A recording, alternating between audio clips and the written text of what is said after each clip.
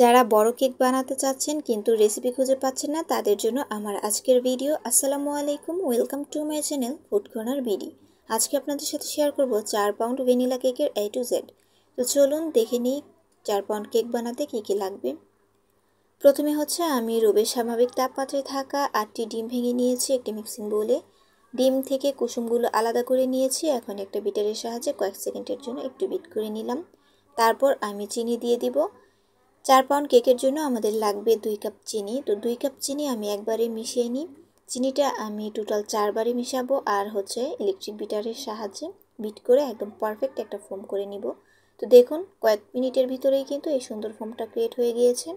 এখন যে কুসুমগুলো আমি উঠিয়ে রেখেছিলাম সেটা দিয়ে দিব ফোমের সাথে।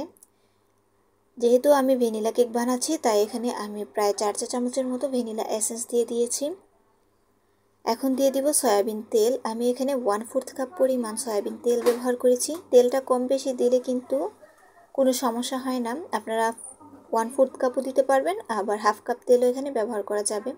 এখন বিটারের সাহায্যে একটু হালকাভাবে মিশিয়ে নিয়েছি। অতিরিক্ত মিশিয়ে ফোমটা নষ্ট করবেন না। এখন হচ্ছে আমি শুকনো উপকরণগুলো ছেলে নিব।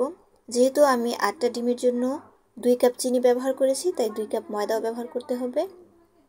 অর্থাৎ 4 পাউন্ড কেকের জন্য 2 কাপ ময়দা।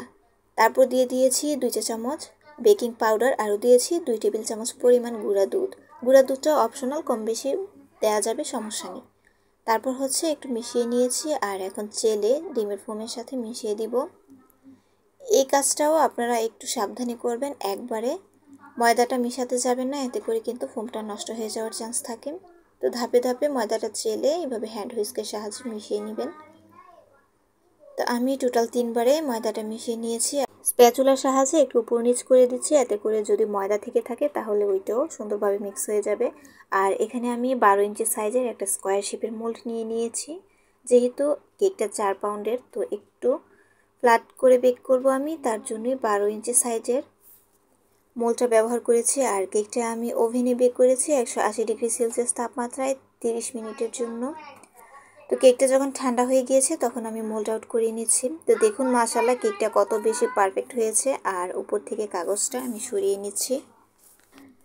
তো আপনাদের কাছে একটি ছোট রিকোয়েস্ট থাকবে, যারা আমার ভিডিওটি দেখছেন এখনও তারা প্লিজ চ্যানেলটি সাবস্ক্রাইব করে দেবেন। ভালো লাগলে একটি কমেন্ট করে যাবেন, একটি লাইক করবেন ভিডিওতে। তো এই হচ্ছে আমার কেকটা আমি মাঝখান থেকে কেটে নিচ্ছি। আর এই কেকটা কিন্তু আমার অর্ডারের কেক ছিল। আমি চেষ্টা করি আপনাদের সাথে আমার অর্ডারের রেসিপিগুলো শেয়ার করতে, যাতে করে আপনারাও আমার মতো পারফেক্ট কেক বানাতে পারেন।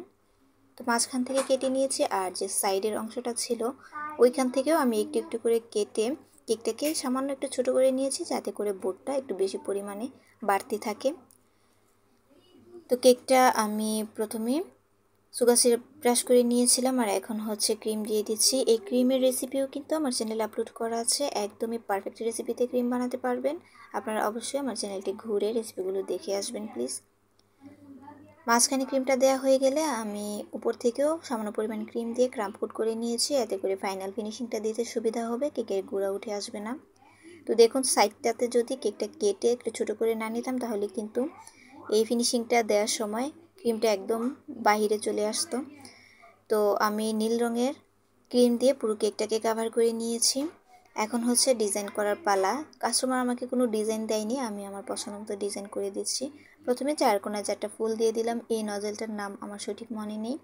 তারপর হচ্ছে 6B নজেল দিয়ে এরকম ছোট ছোট ফুলগুলো করে দিচ্ছি।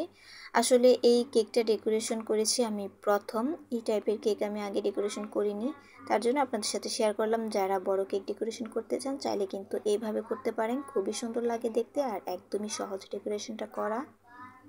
তারপর হচ্ছে আমি 1M নজেল দিয়ে এই ছোট ছোট ফুলগুলো করে দিচ্ছি। আর কেকটা ছিল একটা উদ্বোধনী অনুষ্ঠানের জন্য, তাই আমি একটু কালারফুল করার চেষ্টা করেছি। তো দেখুন আমি চারপাশে এরকম ফুলগুলো করে দিয়েছি আর লাল ক্রিমটা দিয়ে ফুলগুলো করার কারণে কিন্তু কেকটা অনেক বেশি সুন্দর লাগছিল। আবারও 6B নজেল দিয়ে সাদা ক্রিম দিয়ে ফাঁকা অংশটা আমি ভরাট করে দিলাম।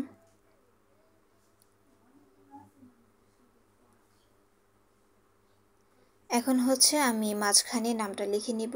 আমার এলাকারই একটা স্কুল বেচের ভাইয়ারা মিলে ক্লাব গঠন করেছে। তো সেই ক্লাব উদ্বোধনের জন্যই আমার কাছে এই কেকটা অর্ডার করেছিলেন। তো আমি কেকটাকে ডেকোরেট করে দিয়েছি। তো দেখুন এখন বিভিন্ন ধরনের সুগার বল দিয়ে আমি কেকটাকে সাজিয়ে নিচ্ছি। এই সুগার বলটা না দিলে মনে হয় কেক ডেকোরেশন অসম্পূর্ণ থেকে যায়। তো আমি আমার পছন্দ মতো কেকটা ডেকোরেশন করেছি। আপনাদের কাছে কেমন লেগেছে প্লিজ কমেন্ট করে জানাবেন। আর যদি একটু উপকৃত হয়ে থাকেন প্লিজ চ্যানেলটি সাবস্ক্রাইব করে দিবেন। আর তাছাড়া অন্যান্য কেকের রেসিপি ভিডিও কিংবা ডেকোরেশন ভিডিও যদি চান সেটাও আমাকে কমেন্ট করে জানাতে পারেন। আমি চেষ্টা করব আপনাদের রিকোয়েস্ট অনুযায়ী সব রেসিপি শেয়ার করতে। আজকের মতো এই পর্যন্তই। সবাই অনেক বেশি ভালো থাকবেন।